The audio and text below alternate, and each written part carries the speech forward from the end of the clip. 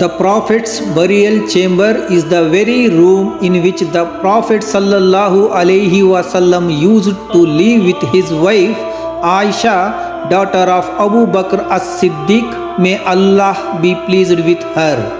It has acquired such a name because it was the very place in which he died and was buried.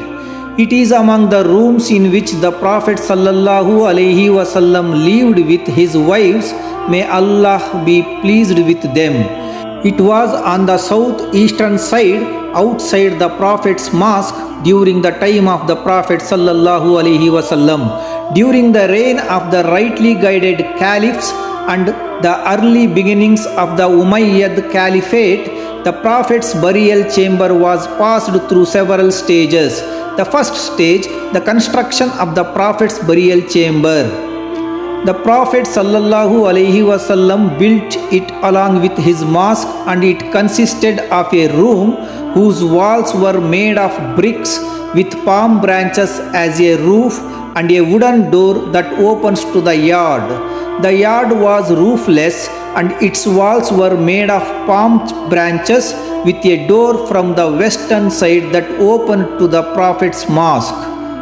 The second stage, the Prophet's demise and the placement of the curtain.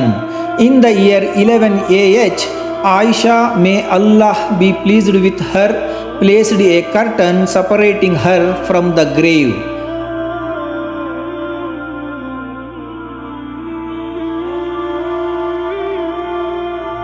The third stage, Abu Bakr's demise and the removal of the courtyard palm branches.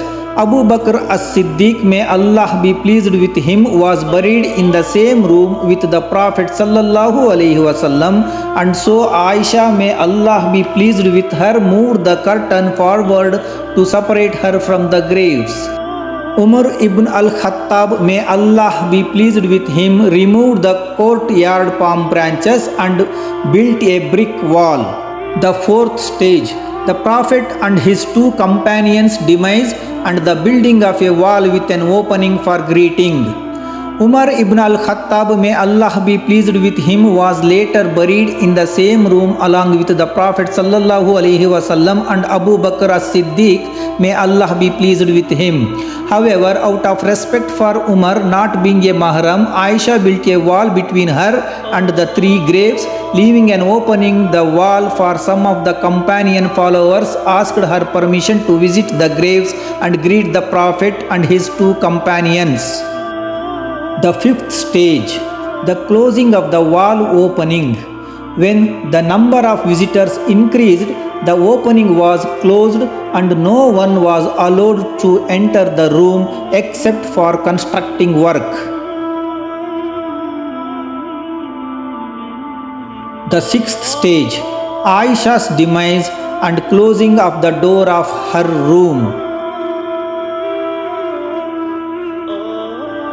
After Aisha, may Allah be pleased with her, passed away, the door of her room was closed.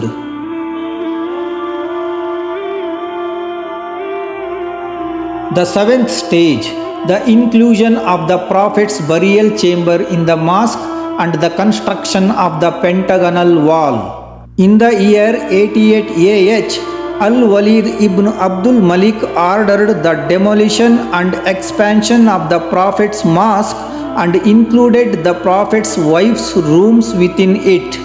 He also removed the brick wall of Aisha's room and rebuilt it from black bricks.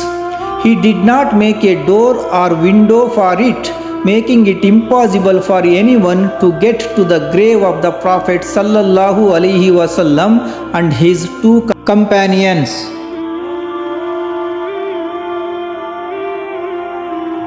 Then he ordered the erection of another wall, the pentagonal wall, which he built with black bricks, making it near triangular shaped so that no one would pray in it nor towards it, and ordered that it be slanted to the right of the Qibla. He did not make a door or window for it.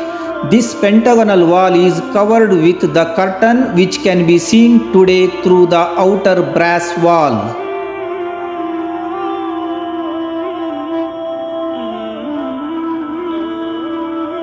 Real pictures from inside the brass compartment wall.